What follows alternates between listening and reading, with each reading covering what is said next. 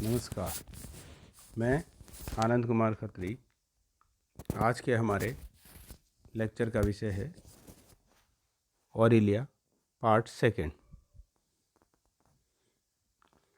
पेशिन्यास व प्रचलन, musculature and locomotion. सर्वप्रथम पेशिन्यास, मस्कुलेचर। ऑरिलिया में एक सुविकसित पेशिन्यास होता है जो केवल अवक्षत्रीय सतह पर ही सीमित रहता है। इसकी रचना अधिचर्म की उपकला पेशी कोशिकाओं एपिथेलियम मसल सेल्स के प्रवर्धों से होती है।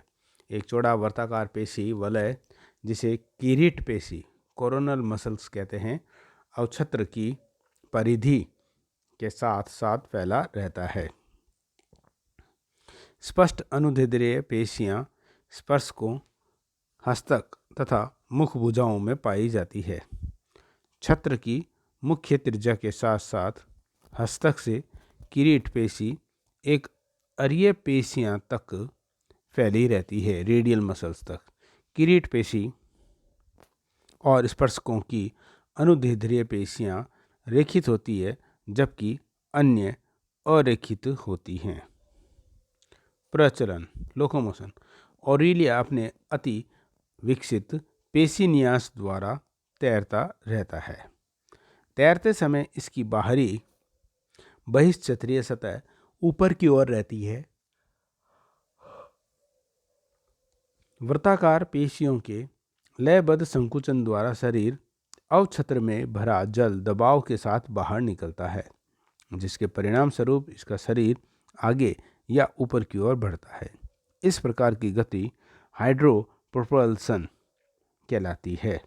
जब संकुचन बंद हो जाते हैं तो इसका शरीर धीरे धीरे नीचे तली में डूब जाता है। इसकी क्षैतिज गतियाँ जल तरंगों एवं धाराओं पर निर्भर करती है। अपने कम घनत्व के कारण मीजोग्लिया भी इसके तैरने में सहायक होती है। ऑरिलिया में के तैरते समय टेंटाकुलिस्ट द्वारा शरीर का संतुलन बना रहता है। जैसा ही इसका शरीर किसी और को तिरछा होता है, इसके 8 टेंटाकुलिस्ट शरीर का संतुलन बनाए रखते हैं। पोषण तंत्र, डाइजेस्टिव सिस्टम, जठरवाही नाल तंत्र, इसमें भी गैस्ट्रोडर्मल कैनाल सिस्टम। चतुर्भुज मुख हस्तक के अंदर स्थित एक चौड़ी ग्रसिका में खुलता है। चतुर्भुजीय जो मुख होता है, हस्तक के अंदर स्थित एक छोटी ग्रसिका में खुलता है, गलट, जो कि आगे बढ़कर छत्रक के केंद्र में स्थित 4 पाली वाले बड़े अमाशय में खुलता है। अमाशय पार्श्वों में 4 चौड़े अंतरारीय जठर कोष्ठों में फैला रहता है। प्रत्येक जठर कोष्ठ के अंदर सी की आकृति का एक जनन ग्रंथि और छोटे छोटे जठर तंतुओं, गैस्ट्रिक फिलामेंट्स, फैसिली की एक पंक्ति होती है, जिसमें दंश कोशिकाएं पाई जाती है। ग्रसिका खांच के समान जठर नाल तंत्र द्वारा प्रत्येक जठर कोष्ठक से जुड़ी रहती है या संबंधित रहती है। जठर नाल तंत्र जनन ग्रंथि के मुक्त सिरों के बीच से होकर जाती है। प्रत्येक जनन ग्रंथि के चारों ओर एक अपवाही वाहिका होती है, जो जठर मुख नालों द्वारा ग्रसिका से जुड़ी रहती है। इन कोष्ठकों से ही अरीय नालें निकलती है, जो छत्र के तट में स्थित वृत्तीय वलय नाल, रिंग कैनाल से जुड़ जाती है।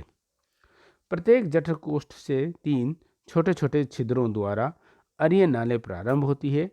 इनमें से मध्यवर्ती नाल या अंतरारीय नाल आरंभ होने के तुरंत बाद 3 शाखाओं में विभक्त हो जाती है, और इन शाखाओं में से बाहर की ओर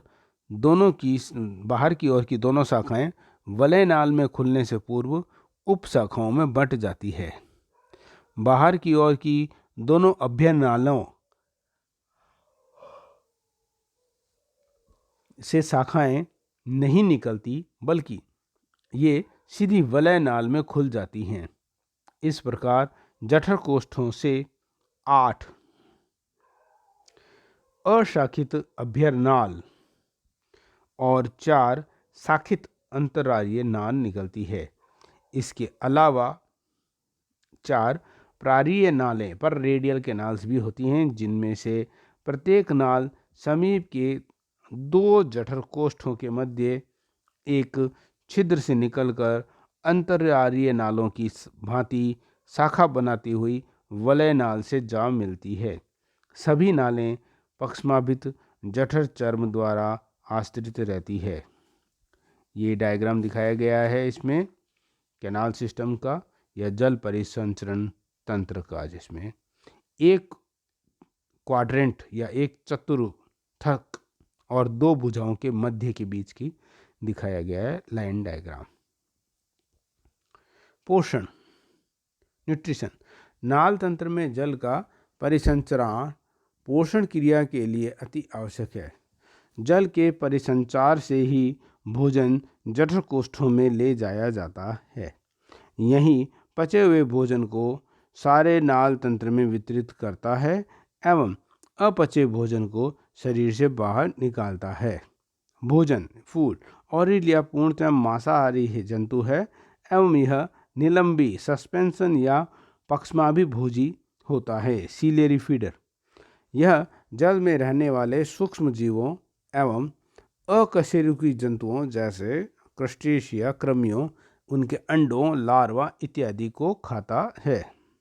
अंतर्ग्रहण, छोटे छोटे पलवकी प्लैंक्टोनिक जीव अंदर प्रवेश करती जलधारा के साथ सीधे अमाशय में पहुंच जाते हैं। कुछ छोटे छोटे जीव ऑरिलिया की अवछत्र सतह पर स्त्रावित श्लेष्मा में फंस जाते हैं और वहां से मुख भुजाओं द्वारा पकड़कर नीचे अंदर ले लिए जाते हैं। जब कभी ऑरिलिया मेडुसा धीरे धीरे नीचे की ओर डूबती है तो आराम के साथ नीचे की ओर तैरती है, तो स्पर्शकों व मुख भुजाओं के संपर्क में आया शिकार पकड़ लिया जाता है। मुख भुजाओं की 10 कोशिकाएं इन जीवों को आशक्त करके फंसा लेती हैं। तत्पश्चात इन फंसाए गए जीवों को मुख भुजाओं की पार्श्वीय खांचों से होकर मुख में पहुंचा दिया जाता है। भोजन के अस्वीकृत कणों को मार्ग में ही त्याग दिया जाता है। यदि शिकार मुख में पहुंचकर भी जीवित रहता है तो जठर कोष्ठों में पहुंचने पर जठर तंतुओं की दंश कोशिकाएं उसे अशक्त करके मार देती है। पाचन क्रिया, अमाशय और जठर कोष्ठों में भोजन का पाचन होता है। इन दोनों की ग्रंथि कोशिकाएं बहिकोशिकीय पाचन एक्स्ट्रा सेलुलर डाइजेशन के लिए अधिकांश एंजाइमों का स्त्राव करती है। ये एंजाइम भोजन की प्रोटीनी वसाओं, कार्बोहाइड्रेट तथा काइटिन को भी पचा देती हैं। आंशिक रूप से पचा हुआ भोजन नाल तंत्र के अंदर प्रवाहित होता है। यहाँ पर जठरचर्मी कोशिकाओं द्वारा इसका अंतर्ग्रहण कर लिया जाता है और उसकी भोजन धानियों में अंतः कोशिकीय पाचन इंट्रासेलुलर डाइजेशन होता है। भोजन का अथवा अपचा भाग बाहर जाने वाली जलधारा के साथ निकाल दिया जाता है। वितरण, डिस्ट्रीब्यूशन, नाल तंत्र में बहते हुए जल के द्वारा पचे हुए भोजन को सभी भागों के जठर चर्म में ही ले जाया जाता है। मिजोग्लिया में गमनशील अमीबाब कोशिकाएं इस भोजन को जठर चर्म से अधिचर्म में ले जाती है। संचित भोजन, 5वां, रिजर्व फूड, अतिरिक्त भोजन जठर तंतुओं की जठरचर्मी कोशिकाओं में ग्लाइकोजन एवं वसा कणों के रूप में संग्रह किया जाता है।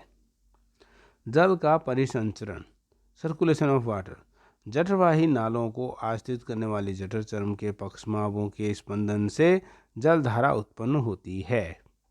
जो एक निश्चित मार्ग से जठरवाही नाल तंत्र में बहती है। जल मुख से प्रवेश करके सक्रिय जठर जनन नालों से होता हुआ जठर कोष्ठों में जाता है और अंत में शाखा विहीन अभ्यर नालों द्वारा व्रतीय नाल में पहुंच जाता है। व्रतीय नाल से यह जल प्रार एवं अंतरार्य नालों से होकर वापस लौटता है। प्रार नालें इस जल को सीधे अमाशय में ले जाती है, जहां से यह ग्रसिका से होता हुआ अंत में मुख भुजाओं की आधारी खांचों से होकर बाहर निकल जाता है। अंतरार्य नालें इस जल को जठरमुख नालों द्वारा मुख भुजाओं के आधारीय खांचों में ले जाती है।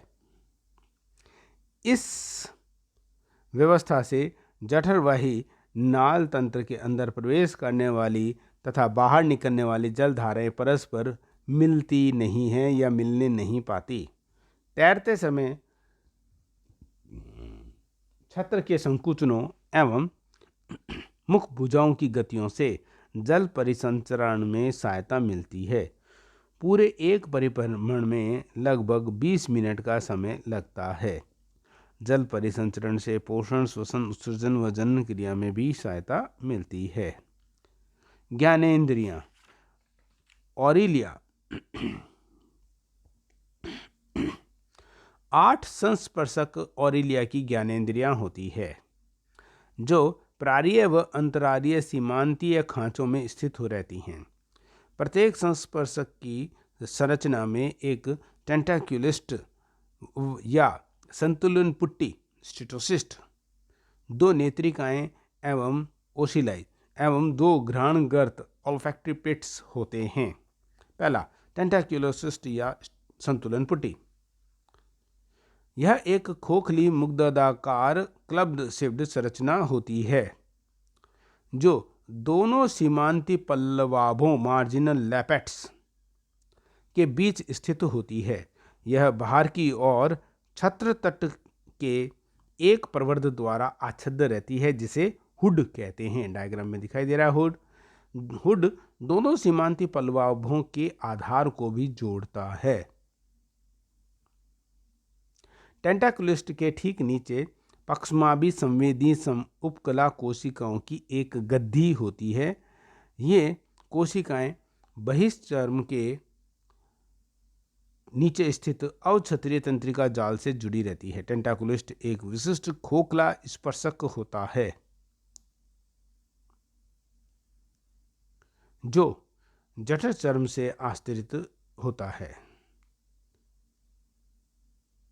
स्पर्शक पुट्टी के अंदर वलय नाल का एक प्रवर्ध फैला रहता है, जो कि जठर चर्म से आश्रित होता है। टेंटाकुलिस्ट के दूरस्थ भाग में बहुभुजीय स्टेटोलिथ कोशिकाओं का एक समूह होता है, जिसकी उत्पत्ति जठर चर्म से होती है। प्रत्येक स्टेटोलिथ कोशिका के अंदर स्वयं स्त्रावित एक कण स्टेटोलिथ होता है, पत्थर जिसे बोल सकते हैं, जो कैल्शियम फॉस्फेट व कैल्शियम सल्फेट का बना होता है।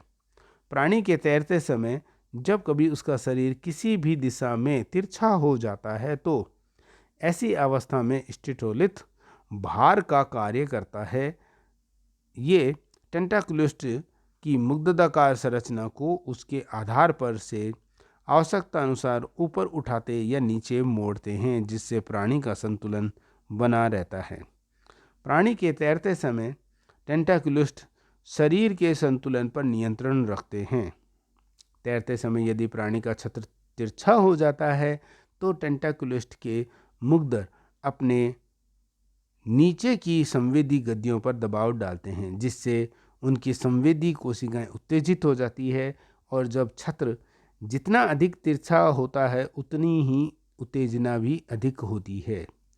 अवक्षत्रीय तंत्रिका जाल इस उत्तेजना को पेशी रेशों में ले जाता है, जो उनके अनुसार कार्य करते हैं।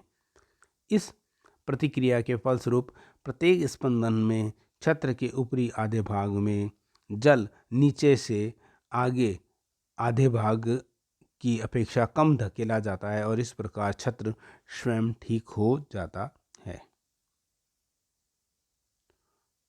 ये इसमें घंटी के तिरछा होने की दिशा में संवेदी एपिथेलियल कोशिका गद्दी को दबाते हुए दिखाया गया है। ए और बी में ए में घंटी की क्षैतिज स्थिति दिखाई दे रही है। नेत्रक ओसिलाई। दो नेत्रक होते हैं जिनमें से एक की उत्पत्ति बहिश्चर्म और दूसरे की उत्पत्ति अंतश्चर्मी होती है, एक्टोडर्मल एंड एंडोडर्मल। इनमें से पहले को वर्णक बिंदु नेत्रक, डायग्राम में दिखाई दे रहा है, वर्णक बिंदु नेत्रक पिगमेंट स्पॉट ओसिलस कहते हैं, जो टेंटाक्युलोसिस्ट के क्लब के बाहर की ओर वर्णकित एवं संवेदी अधिचर्म कोशिकाओं का एक समूह होता है। दूसरे नेत्रक को वर्णक प्याला नेत्रक पिगमेंट कप ओसिलस कहते हैं, जो कि प्यालाकार गुहिका होती है एवं वर्णकित एवं संवेदी जठरचर्मी कोशिकाओं द्वारा आश्रित रहती है तथा टेंटाक्युलोसिस्ट से अंदर की ओर स्टेटोलिथ के साथ स्थित रहता है। दोनों नेत्रकों की संवेदी कोशिकाएं क्रम से अपने नीचे स्थित तंत्रिका जालों से जुड़ी रहती हैं। नेत्रक प्रकाशग्राही फोटो रिसेप्टर्स होते हैं। नेक्स्ट है घ्राण गर्तें, ऑल्फैक्टरी पिट्स। ये मोटी अधिचर्मी गड्ढों के रूप में होती हैं। डायग्राम में दिखाई दे रही है, देखिएगा, घ्राण गर्तें ऑल्फैक्टरी पिट्स ऊपर की तरफ दिखाई दे रही है और एक इसमें बीच में दिखाई दे रही है, दो दिखाई दे रही हैं। एक तो आउटर एबोरल, इसे बाहरी, ये मोटी अधिचर्मी के गड्ढों के रूप में होती है और इनमें संवेदी कोशिकाएं होती है। इस प्रकार का एक गड्ढा हुड के आधार पर पाया जाता है जिसे बाहरी या अपमुख घ्राण गर्त और आउटर एबोरल ऑल्फैक्टरी पिट्स कहते हैं, जबकि दूसरा भीतर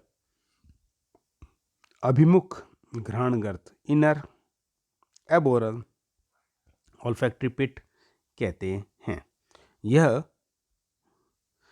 स्पर्शक पुट्टी से अंदर की ओर पक्षमाभी संवेदी उपकला कोशिकाओं की गद्दी के आधार पर स्थित होता है। ये घ्राणगर्त संभवतः रासायनिक ग्राही होते हैं। धन्यवाद।